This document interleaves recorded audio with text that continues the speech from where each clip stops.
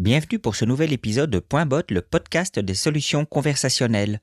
Non, je me demande si je ne me suis pas trompé, si je n'aurais pas dû appeler ce podcast Point GPT, le podcast de ChatGPT. C'est ce que nous allons voir dans cet épisode. Restez connectés.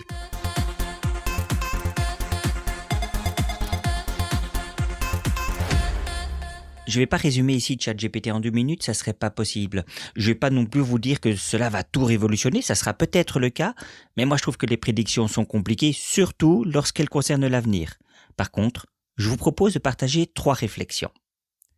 La première est relative à l'adhésion sur une telle solution. Faisons un petit jeu.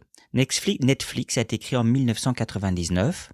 Pour vous, combien de temps a mis Netflix pour avoir 1 million d'utilisateurs? Réponse, 3 ans et demi.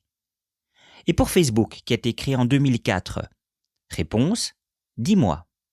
Et pour ChatGPT, réponse, seulement 5 jours. 3 ans et demi, 10 mois, 5 jours. Conclusion, il y a une très forte adhésion. Or, pour les solutions conversationnelles, l'adhésion est clé. On ne peut pas passer à côté. On se doit de s'intéresser à ce sujet et de voir comment il peut nous aider. La deuxième réflexion est sur une différence de nature. L'IA conversationnelle est conçue pour interagir avec les utilisateurs de manière naturelle, comme une conversation humaine. L'IA générative, par contre, est conçue pour créer des nouveaux contenus, tels que de la vidéo, de la musique ou des textes. Donc l'une est conçue pour interagir de manière naturelle, l'autre pour générer des contenus. Vu comme ça, ils sont complémentaires. Exemple, on pourrait utiliser ChatGPT pour améliorer une base de connaissances d'un bot ou pour entraîner un dispositif en générant différentes façons de poser la même question. La troisième réflexion est relative à la maîtrise du contenu. Prenons un usage professionnel. J'ai demandé à ChatGPT le numéro du service client d'une mutuelle, que je connais bien par ailleurs et que je vous recommande. Eh bien, il a répondu en nous donnant un numéro de téléphone avec des heures d'ouverture, une explication, etc., etc. C'est génial, sauf que c'est le numéro du service client d'EDF. Voilà, donc au moins vous êtes au courant. Pardon, c'est facile, là c'était trop facile. En conclusion, il ne donne pas ses sources.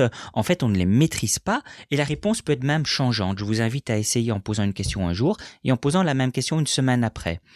Or, les solutions conversationnelles gagneront en succès si nous les mettons en place de manière responsable, ce qui implique une maîtrise à la fois du fond et de la forme. Ici, ce n'est pas nécessairement évident.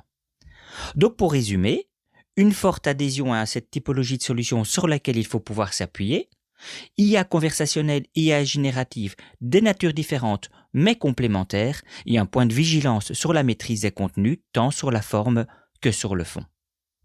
Restons connectés.